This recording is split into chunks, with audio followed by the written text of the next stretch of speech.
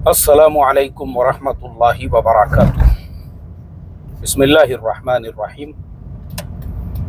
नहमदुहु व नुसल्ली अला रसूलिहिल करीम व अला आलिहि व अस्हाबिहि अजमाइन, अम्मा बाद। मोहतरम भाइयों, बुजुर्गों, दोस्तों, देखो, हमने ये नया सिलसिला शुरू किए आप लोगों को ऑनलाइन फ्रॉड और ऑनलाइन स्कैम से बचाने के लिए, ताकि हम हर टॉपिक को इसमें कवर कर सके कि आप ऑनलाइन फ्रॉड, ऑनलाइन स्कैम से कैसे बच सकते हैं। हमारा कल का जो टॉपिक था उसमें हमने बताए थे कि आजकल ये जो शादी की वेबसाइट्स है, इनके ऊपर कैसे फ्रॉड, कैसे स्कैम्स चल रहे हैं और किस तरीके से लड़कियों की तरफ से लड़के वालों को, और बाज़ औक़ात लड़के वाले फॉरेनर वगैरह अपने आप को बता के वो किस तरह से लड़की वालों को लूट रहे हैं। उसी सिलसिले में हमने पुणे का एक केस आप लोगों को बताए थे। कोंडवा, जहाँ पे मैं रहता हूँ, उसी इलाके के कोई मौलाना साहब है जिनकी उम्र है 59 साल, और उन्होंने ऐसे ही ऑनलाइन वेबसाइट के ऊपर एक दुल्हन तलाश की है, उससे शादी की है, और 1 साल के अंदर वो जो दुल्हन थी मौलाना साहब से 14 लाख रुपये लेके फ़रार हो गई।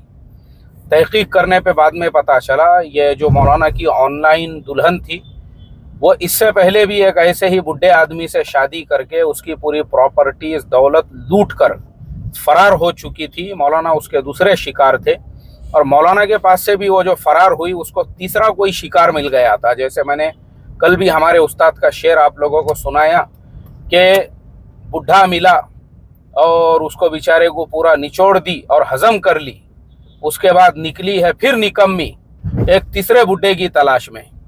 तो इस तरीके से देखो, ये हो गया शादी ब्याह के बारे में फ्रॉड। तो इसको अगर और अच्छे से आपको समझना है तो कल वाला हमारा वीडियो देखो। अब आज जो है हमारा, आज सिर्फ पर्टिकुलर सिंगल जो टॉपिक है वो ये है कि ऑनलाइन अगर आप मोटरसाइकिल या कार खरीदते हैं उसमें आपको क्या क्या एहतियातें बरतना चाहिए और आपने किस तरीके से खरीदना चाहिए। ख़ास तौर पे सेकंड हैंड गाड़ियाँ, क्योंकि ऑनलाइन सेकंड हैंड गाड़ियाँ ही मिलती है। तो देखो, इसका मतलब ये नहीं है कि ऑनलाइन अगर कोई बेच रहा है तो वो धोखा ही दे रहा होगा आपको या आपके साथ में फ्रॉड ही कर रहा होगा। मैंने जैसे कल बताया आपको कि भाई हमारे पास में जो है बोट कंपनी का एक हेडफोन है जो हमने ऑनलाइन मंगाई। 500 रुपये का वो हेडफोन हमको मिला, लेकिन वहीं पर अगर आप किसी और वेबसाइट से लेते हैं तो पता चला कि वो हेडफोन जो है वो बोट के नाम पे गोट कंपनी का है। उसकी मालियात यानी उसकी कीमत 30 रुपये भी नहीं है, लेकिन वो भी 500 रुपये में बेच रहे हैं। इसे कहते हैं स्कैम, इसे कहते हैं फ्रॉड। सेम टू सेम गाड़ियों का भी ऐसा ही मसला है। अब मिसाल के तौर पे आजकल जो है ना, बहुत सारी वेबसाइट्स है, जैसे OLX है। OLX के अलावा फेसबुक के ऊपर बाइंग और सेलिंग का जो है एक उसके ऊपर जो है एक प्लेटफॉर्म बना हुआ है, उसको फेसबुक मार्केट प्लेस कहते हैं। अब अगर फेसबुक मार्केट प्लेस से आप बाय और सेल करते हैं तो उसके ऊपर भी आप बाय सेल कर सकते हो। लोग सेकंड हैंड चीज़ें बेचते हैं, लेकिन आज हमारा सेकंड हैंड चीज़ों में मोबाइल वगैरह ये टॉपिक नहीं है। हमारा सिर्फ और सिर्फ मोटरसाइकिल और कार के ऊपर है, क्योंकि ये खुद एक टॉपिक इतना बड़ा है, इसको 1 घंटा चाहिए। लेकिन मैं कोशिश करूँगा कम से कम टाइम के अंदर आपको जो है अच्छे से मैं समझाऊँ कि अगर आप भी सेकेंड हैंड बाइक लेना चाहते हैं, कार लेना चाहते हैं, तो आप स्कैम से कैसे बच सकते हैं।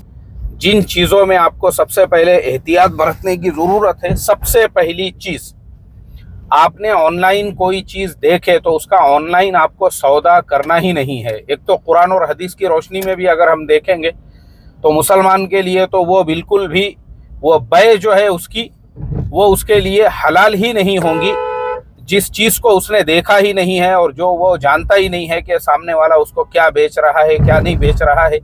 जब तक कि वो शय मौजूद नहीं होती और जब ये उसको देखते हैं, क्योंकि बै हबलुल हुबला का जो मसला है वो ऐसा ही है। अभी मुझे ज़्यादा उसके डिटेल्स में नहीं जाना है। अब ये जनाब जो है, या आप कोई भी ऑनलाइन अगर आप गाड़ी देखते हैं तो पहले क्या करो, उस गाड़ी को जाकर फिजिकल देखो। जब तक उसका ऑनलाइन सौदा मत करो। मिसाल के तौर पे सामने वाले ने 1.5 लाख रुपये उसका प्राइस रखा है, अब आपने वहाँ जाके गाड़ी देखे नहीं, कुछ नहीं है, और आप उसको यहीं से बोल रहे हैं बगैर देखे के कि भाई वो गाड़ी के जो है मैं 1,30,000 दे देता हूँ या 1,20,000 देता हूँ, तो ये चीज़ गलत है। बल्कि आप सौदा वहाँ करो, पहले गाड़ी को चेक करो। अब आप में से बहुत सारे लोग ये कहेंगे कि मुफ्ती साहब अभी तो ऑनलाइन दूसरी भी चीज़ें बिकती है, जैसे अमेज़ॉन के ऊपर है और इसी तरह से फ्लिपकार्ट वगैरह के ऊपर बहुत सारी चीज़ें बिकती है। देखो, अमेज़ॉन और फ्लिपकार्ट पे एक सिक्योरिटी आपके लिए ये होती है कि वहाँ पे डिस्क्रिप्शन में सारे डिटेल्स लिखे होते हैं। और दूसरी ख़ास बात ये होती है कि वो आपका वकील होता है। अमेज़ॉन जो है ना, उसने खुद ने अपने हज़ारों करोड़ रुपये लगाए हुए होते हैं। और तीसरी चीज़ ये होती है कि अमेज़ॉन आपको रिप्लेसमेंट का एक ऑप्शन देता है कि आप 7 दिन या 10 दिनों के अंदर उसको रिप्लेस कर सकते हैं। तो ये जो चीज़ होती है ना, वो ज़मानत ले रहा है इस बात की कि भाई अगर शय आपको पसंद नहीं आती है तो आप उसको 8 दिन या 10 दिन के अंदर जो है रिप्लेस कर सकते हैं या आप उसको रिटर्न भी कर सकते हैं। तो ये दो सूरतों के अंदर क्या होता है, अमेज़ॉन, फ्लिपकार्ट और ये दूसरी बड़ी बड़ी जो वेबसाइट्स है जो नया सामान बेचती है, तो वहाँ पे आपको ये सेफ्टी सिक्योरिटी होती है। लेकिन पुराना सामान जब आप खरीद रहे हो तो आप फ़र्द को पहचानते नहीं हो। अमेज़ॉन की एक जगह है, अमेज़ॉन एक जगह बैठी हुई है। आप अगर ज़्यादा ही कुछ मामला बिगड़ता है तो उसके अगेंस्ट में आप मुकदमा भी दायर कर सकते हो। लेकिन ये जिससे आप ख़रीद रहे हो उसने हो सकता है फ़र्ज़ी आईडी बनाया हुआ होगा OLX के ऊपर या फेसबुक के ऊपर, फिर फेसबुक मार्केट प्लेस के अंदर वो माल बेच रहा होगा। तो इसलिए क्या होता है कि हमारा काम ये है, हम पहले सौदा ना करें बल्कि सामने वाले बंदे से ये कहे, भाई आपका लोकेशन क्या है, मैं आपकी चीज़ जो है पहले आके चेक करना चाहता हूँ।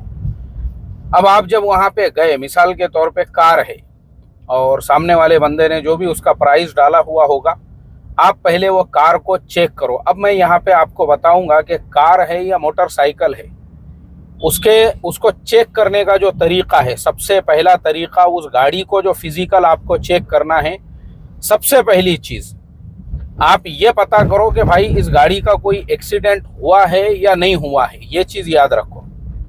अब नहीं हुआ है तो वो गाड़ी आपके लिए सबसे ज़्यादा बेहतर है। और मान लो अगर कि गाड़ी का एक्सीडेंट अगर होया हुआ है तो फिर वो गाड़ी का जो काम है वो उसका जो सर्विस सेंटर है उसी कंपनी का, उसी के अंदर होया हुआ होना चाहिए, तो ही गाड़ी जो है ना वो आपके लिए बेहतर है।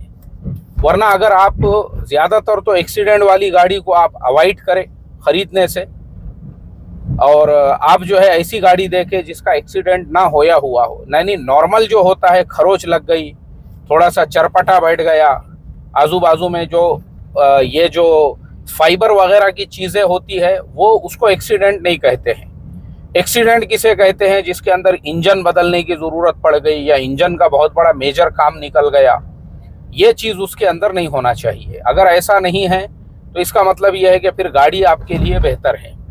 गाड़ी का ढांचा, हाँ, क्या बोला? मैं बोला गाड़ी का ढांचा, अगर 4 व्हीलर ले रहे तो गाड़ी का ढांचा टूट के बने हुआ नहीं होना चाहिए, क्योंकि अगर उसमें दूसरा एक्सीडेंट होता वही सेम ताकत का, वो गाड़ी भी जाएंगी और उसमें बैठने वाले भी जाएंगे, अगर ये 4 व्हीलर है तो। क्योंकि एक्सीडेंटल गाड़ियों का मेन, अगर जो ढांचा टूटे हुआ जो बनाते हैं वो बनाना उसको, क्योंकि कंपनी सिंगल पीस के अंदर ढांचा लॉन्च करती, उसको उस पर क्रैक बैठे हुआ फिर उसको जोड़े हुआ ढांचा वो कुछ काम का नहीं, वो जरा सा उसको धक्का लगा वो पूरा ढांचा खत्म।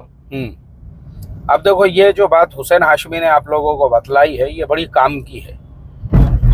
बॉडी जो कंपनी आपको देती है ना वो 1 पीस में देती है, पूरी का पूरी बॉडी। लेकिन अब जब बॉडी अगर एक्सीडेंट के अंदर दूसरी बनती है तो उसके अंदर फिर क्या होता है कि जो पतरा इस्तेमाल किया जाता है उसकी क्वालिटी वो टाइप की नहीं होती है जो पहले कंपनी ने आपको ऑफ़र की थी। तो ये सारे मसले मसाइल की वजह से सबसे बेहतर तो यही है कि आप जो है एक्सीडेंट वाली गाड़ी को ख़रीदने से अवॉइड करें, पहली चीज़। दूसरी चीज़, जब देखें कि भाई गाड़ी का एक्सीडेंट नहीं हुआ है, गाड़ी एकदम अच्छी है, उसके बाद उसका इंजन खोलो, और इंजन खोलने के बाद जो है ना अंदर पूरा चेक करो कहीं से ऑयल लीकेज तो नहीं हो रहा है। बहुत ध्यान से सुनो ये बात मेरी।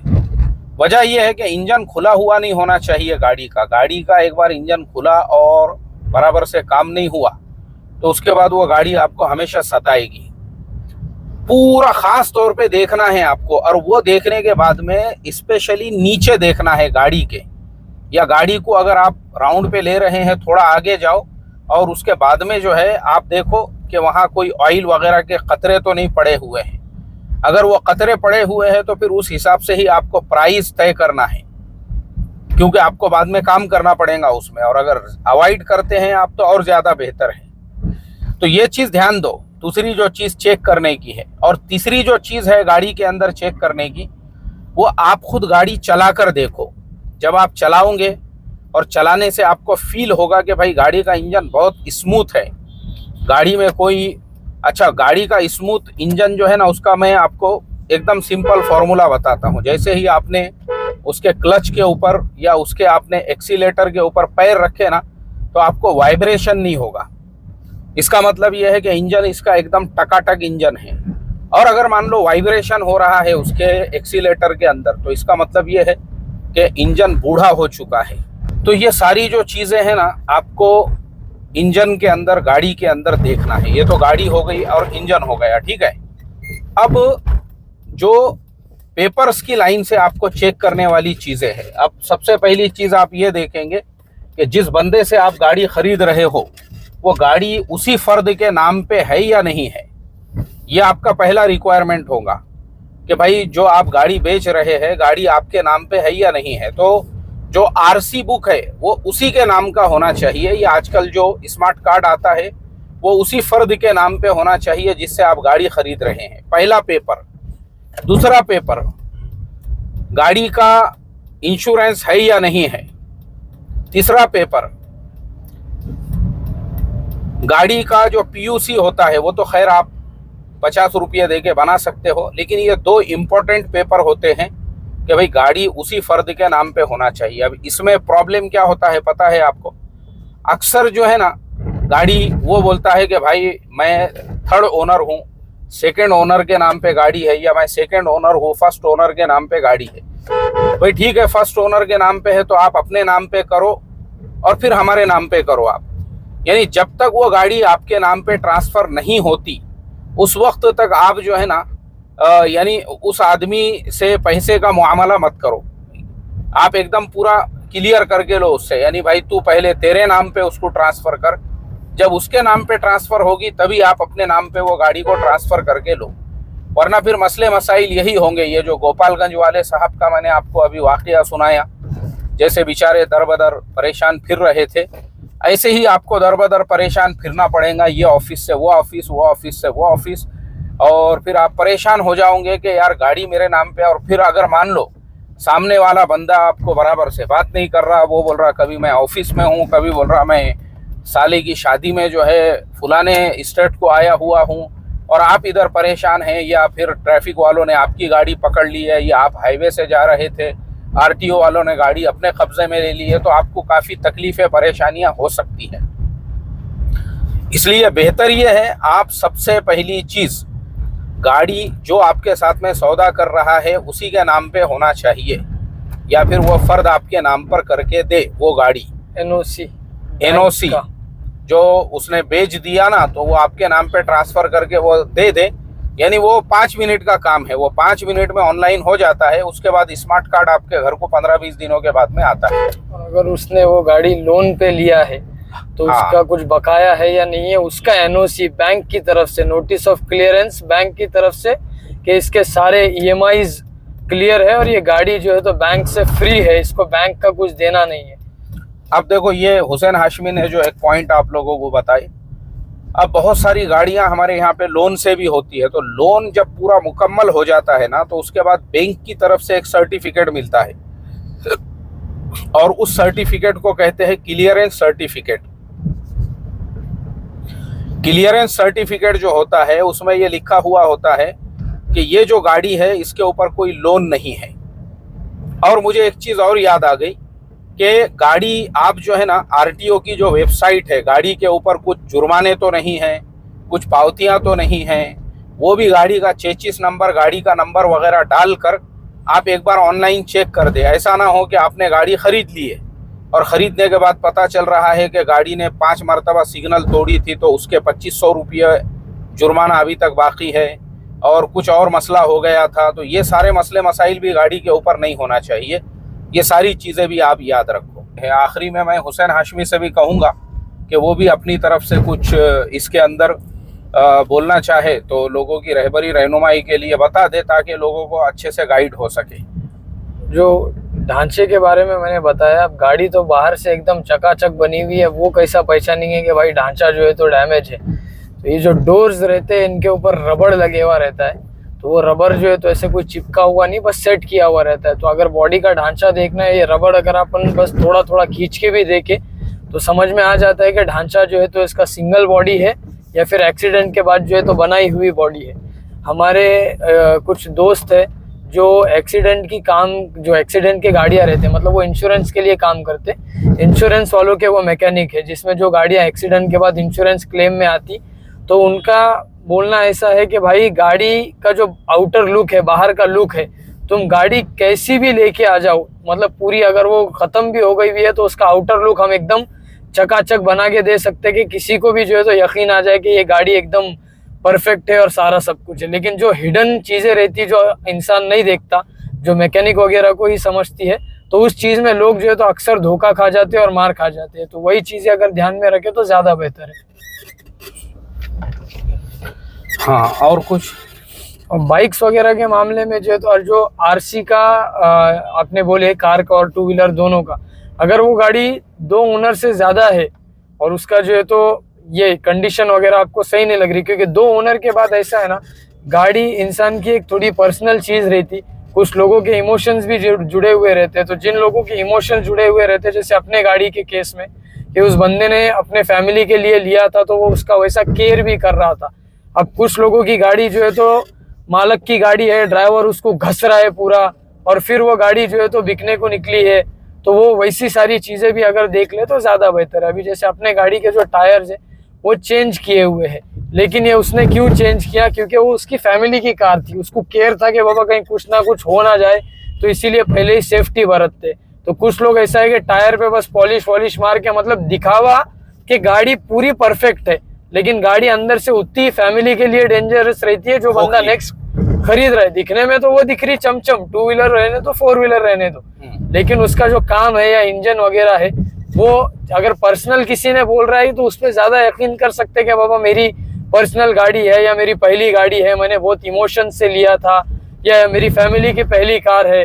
तो वैसे सब चीजें जो वैसे लोग रहते हैं वो बहुत ज्यादा इमोशंस और पैसा और टाइम तीनों चीजें इस पे खर्च करते हैं गाड़ी के ऊपर। और जो ऐसे ही रहते हैं बस वो दिखावे कि अगर गाड़ी कुछ ज्यादा चमचम है तो समझ जाना कि बाबा तहकीक थोड़ी ज्यादा अच्छे से करनी है। चलेगा, ठीक है। और कुछ?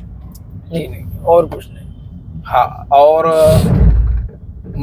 इसके बारे में कुछ, गाड़ी चला के वो देखने के बारे में? गाड़ी चलाने का ऐसा है कि अगर वो गाड़ी आप खुद चला रहे हो और पहले भी आपने जो है तो गाड़ियां चलाई है, तो आपको एक बेसिक आइडिया आ जाएगा, जैसे कि शॉकअप में आवाज आ रहा है या नहीं आ रहा है, या फिर बंदा क्लेम तो कर रहा है कि भाई इंजन जो है तो मेरा बढ़िया है, आपने चलाया, आपको इंजन बढ़िया लगा, लेकिन गाड़ी की जो फिटिंग है, अभी कैसा है इंश्योरेंस वगैरह में जो फिटिंग वगैरह रहती है, अगर मान लो वो एक्सीडेंटल गाड़ी है या नॉर्मल गाड़ी में भी एक बार भी अगर वो लोकल गैरेज गई है कंपनी के सर्विस सेंटर के अलावा, तो उसके अंदर बॉडी अगर बज रही है या फिर बाहर निकली हुई है थोड़ी बहुत, तो उस चीज़ को अगर हो सके तो अपना कोई गाड़ी वाला लेकर जाए वहाँ पे, तो वो ज़्यादा बेहतर है। अगर वो आपके फैमिली का हो या दोस्त वगैरह हो, खुद से जो है तो जैसे अब्बा ने कहा कि ज़्यादा चौकसी, क्योंकि जो इंसान के पास आधा नॉलेज रहता वो बिना नॉलेज वाले से ज़्यादा नुकसान देता।